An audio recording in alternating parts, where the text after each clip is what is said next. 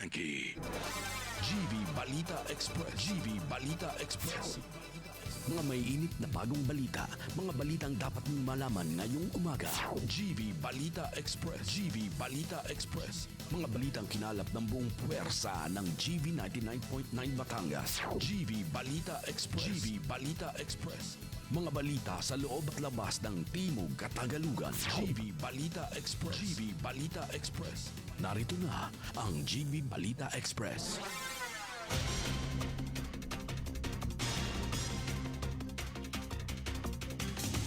Magandang umaga mga ka-vibes. Kayo ay nakatutok sa GV Balita Express sa programang Good Vibes Morning. Kasama niyo po ang inyong lingkod, DJ Frankie, at kasama rin natin sa kabilang linya si DJ Joey Boy upang kami ay maghatid sa inyo ng pinakabagong balita at mahalagang impormasyong kailangan niyong malaman ngayong umaga and keeping you GV informed, GV aware, and GV updated.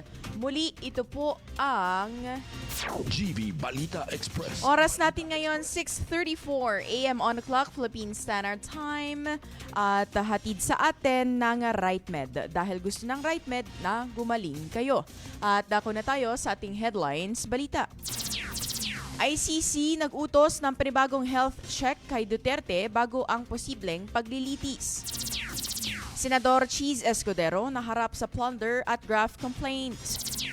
Retired US Navy na Amerikano natagpo ang patay sa apartment sa San Pedro, Laguna.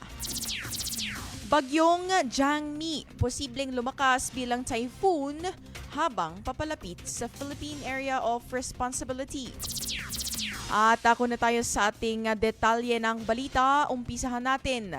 ICC nag-utos ng panibagong health check kay Duterte bago ang posibleng paglilitis. Ang detalye ng balitang iyan, ulat ni DJ Joey Boy. GV Balita Express. DJ Frankie, pinag-utos ng International Criminal Court o ICC ang panibagong pagsusuri sa kalusugan ni dating Pangulong Rodrigo Duterte upang malaman kung kaya pa nitong humarap sa paglilitis kaugnay ng kasong crimes against humanity.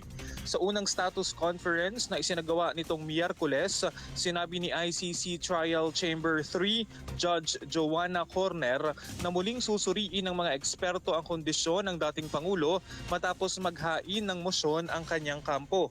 Ayon sa depensa, ang naunang medical assessment ay para lamang sa confirmation of charges proceedings at hindi pa para sa mismong trial.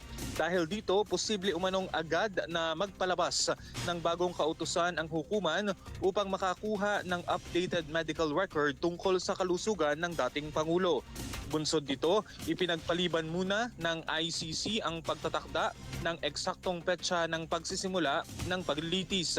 Ayon kay Judge Corner, mahalagang malaman muna ang tunay na kalagayan ng dating Pangulo, lalo na't may kaugnayan ito sa kanyang edad at posibleng kondisyon sa kalusugan.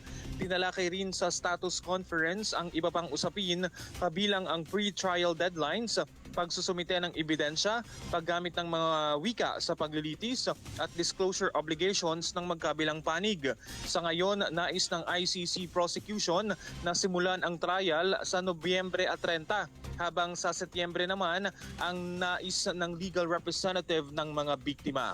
Samantala, minungkahi rin ng ICC registry na Enero 2027 na lamang simula ng paglilitis dahil sa mga usapin sa pagsasali ng wika at interpretation. Para sa GV Balita Express, ito si DJ Joey Boy sa GV 99.9, your good vibes. Maraming salamat DJ Joey Boy. Samantala, Senador Cheese Escudero naharap sa plunder at graft complaint. Para sa detalye ng ating balita. GV Balita Express. Nahaharap sa reklamong plunder, graft at indirect bribery si Senador Francis Cheese Escudero matapos irekomenda ng Ombudsman Field Investigation Office ang pagsasampa ng kaso laban sa kanya kaugnay ng umano'y maanomalyang flood control projects. Batay sa reklamo, umano'y nakatanggap si Escudero na mahigit 500 milyong pisong kickbacks sa pamamagitan ng isang umano'y bagman na si Maynard Ngu. Nakabatay ang alegasyon sa testimonya ni dating DPWH Undersecretary Roberto Bernardo. Mariin naman itinanggi ni Escudero ang mga paratang at sinabing walang ebidensya na mag-uugnay sa kanya sa umano'y transaksyon. Hinihintay na ngayon ang magiging desisyon ng Ombudsman kung isasampa ang kaso sa Sandigang Bayan. Para sa GV Balita Express, ako po si DJ Frankie sa GV 99.9, Your Good Vibes. Samantala, Senador Robin Hood Padilla, posibleng kasuhan dahil sa umano'y pagtulong sa pagtakas ni Senador Bato de la Rosa. Ang detalye ng balita hatid sa atin ni DJ Joey Boy. GV Balita Express. Posibleng sampahan ang kasong obstruction of justice si Senador Robin Padilla matapos umanong tulungan si Senador Ronald Bato de la Rosa na makaiwas sa mga otoridad. Ayon sa PNP-CIDG, lumabas sa kanilang investigasyon na planado umano ang ginawang pagsakay ni de la Rosa sa sasakyan ni Padilla noong Mayo 14 at hindi simpleng hitch ride lamang. Natukoy rin umano ng CIDG na may escort at backup vehicle pang kasama sa operasyon. Giit ng CIDG, ang kanilang hakbang ay maaaring makasagabal sa pagpapatupad ng batas at hustisya.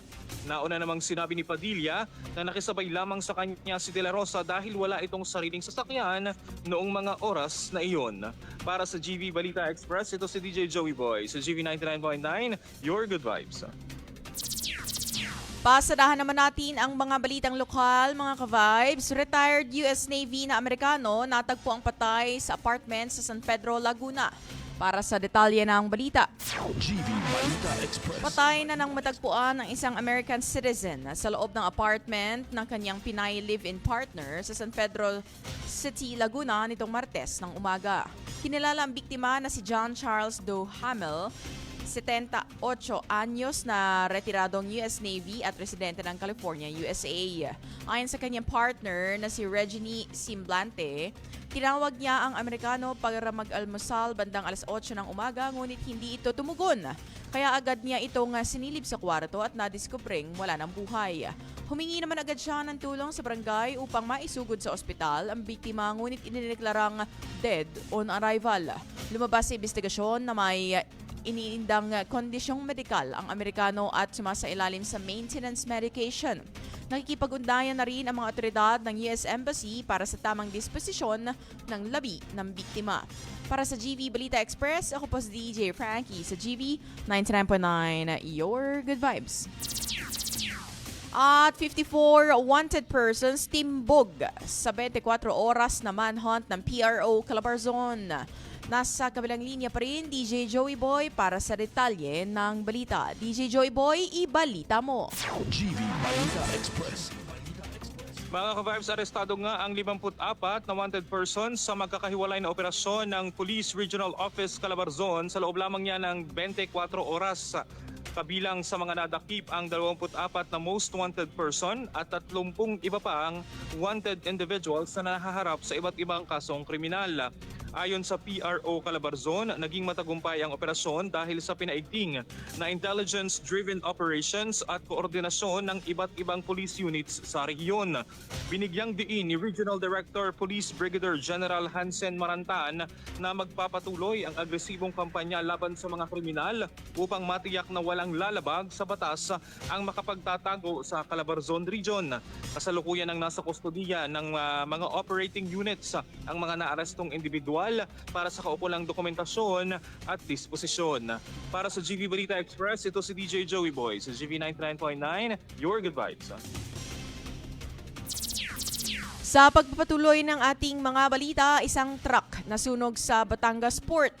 Para sa detalye, GV Balita Express. mabilis na rumispende ang mga otoridad matapos sumiklab ang sunog na kinasangkutan ng isang truck at marshalling area ng Batangas Port Terminal kahapon ng hapon. Ayon sa ulat ng Coast Guard Substation, Batangas City, bandang 3:35 ng hapon nang mangyari ang insidente. Agad na nagsagawa ng evacuation at fire suppression operations ang Philippine Coast Guard, katuwang ang Bureau of Fire Protection Batangas at Asian Terminals Incorporated upang matiyak ang kaligtasan ng mga tao at sasakyan sa lugar. Habang nagpapatuloy ang pag-apula ng apoy, ilang malalakas na pagsabog ang narinig sa paligid ng pinangyarihan ng sunog. Sa kabila nito, matagumpay na naapula ang apoy ng 1 oras makalipas. Wala namang naitalang nasawi o nasugatan sa insidente. Sa kasalukuyang idineklarang fire out na ang lugar habang nagpapatuloy ang investigasyon upang matukoy ang sanhi ng sunog. Para sa GV Balita Express, ako po si DJ Frankie sa GV 99.9, Your Good Vibes. Sa lalawigan ng Rizal, patay, sagutan sa pamamaril sa Antipolo. Ang detalye ng balita hatid sa atin ni DJ Joey Boy. GV Balita Express. Patay ang isang lalaki habang sugatan naman ang kapatid nito matapos silang pagbabarilin ng kanilang nakaalitan sa sitio kay Sakat 1, Barangay San Jose, Antipolo City nitong Martes ng hapon. Ayon sa mga otoridad, nagkaroon muna ng pagtatalo ang sospek at mga biktima ilang araw bago maganap ang pamamaril. Sinabi ni Sitio Chairman Joar Dacalos na nagbanta umano ang sospek matapos niyang maramdamang minamaliit at pinagtutulungan siya sa lugar. Bago rin ang insidente, nakasagutan umano ng sospek ang isa pang babaeng kapitbahay. Nagtamo ng mga tama ng bala sa iba't ibang bahagi ng katawan ng isa sa mga biktima na agad nitong ikinamatay habang isinugod naman sa ospital ang kapatid nito na tinamaan ng bala sa hita. Nakaka-recover din ang mga otoridad ng ilang drug paraphernalia sa crime scene. Patuloy naman ang hot pursuit operation ng Antipolo City Police laban sa suspect na posible imunang maharap sa kasong homicide at murder. Para sa GV Balita Express, ito si DJ Joey Boy sa GV 99.9, Your Good Vibes. Para sa ating weather update, bagyong Jangmi posibleng lumakas bilang typhoon habang papalapit sa Philippine Area of Responsibility. Para sa detalye ng ating balita, GV Balita Express. nananatiling malakas ang Tropical Storm Jangmi habang papalapit sa Philippine Area of Responsibility. Huling namataan ng bagyo sa layong 1,175 kilometro silangan ng Eastern Visayas bandang 3:00 ng madaling araw. Taglay nito ang lakas na hanging aabot sa 65 kilometro kada oras at pabugsong hanggang 80 kilometro kada oras.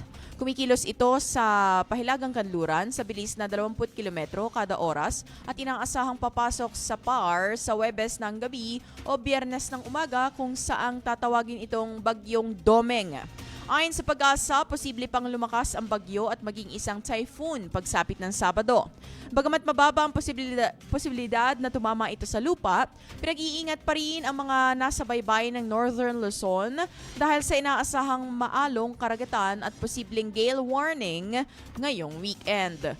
Para sa GV Balita Express, ako po si DJ Frankie sa GV 99.9, Your Good Vibes. Dako naman tayo sa ating Good Vibes Balita. Honorarium at bigas inahatid ng Kapitolyo ng Batangas sa mga taga-Tingloy.